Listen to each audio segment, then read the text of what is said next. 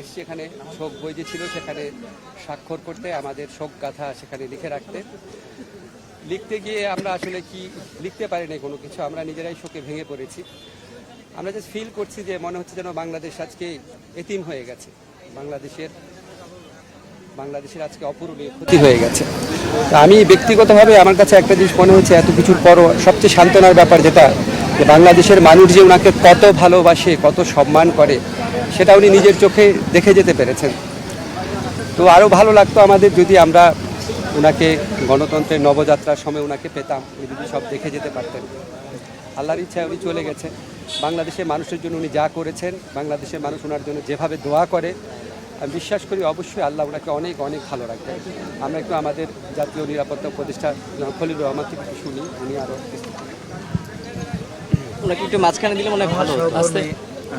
জনাব আসিফ নজরুল যা বললেন, তারপরে আমার যোগ করবার খুব বেশি কিছু নেই।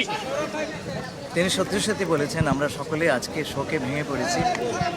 সকাল 6টায় জনাব তারেক রহমান আমাকে খবরটি জানালেন এবং আমি বিশ্বাস করতে পারিনি যে আজকে আমরা এই মহান নেত্রীর পরলোক গমন দেখতে পাব।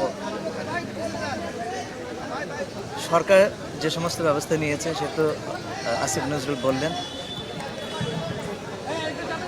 এই ক্ষতি তো আর পূরণ হবে না। তবে আমাদের সকলের সম্মিলিত শক্তিতে আমরা চেষ্টা করব যে বেগম জিয়া যে স্বপ্ন দেখেছিলেন স্বাধীন, সার্বভৌম, গণতান্ত্রিক এবং মানুষের অধিকারের বাংলাদেশ, সেটা যেন আমরা কায়েম করতে পারি। আমরা তার দ্বার প্রান্তে আছি। খুব ইচ্ছে ছিল উনি আমাদের নির্বাচনটা দেখে যান, হয়তো উনি জান্নাতুল ফেরদৌস থেকে তা দেখবেন।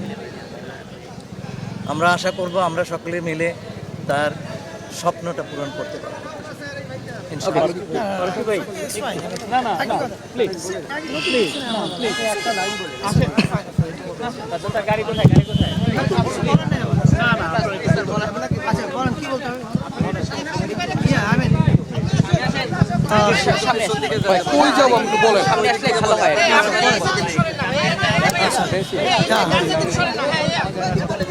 এগুলো কি করবো? ওকে,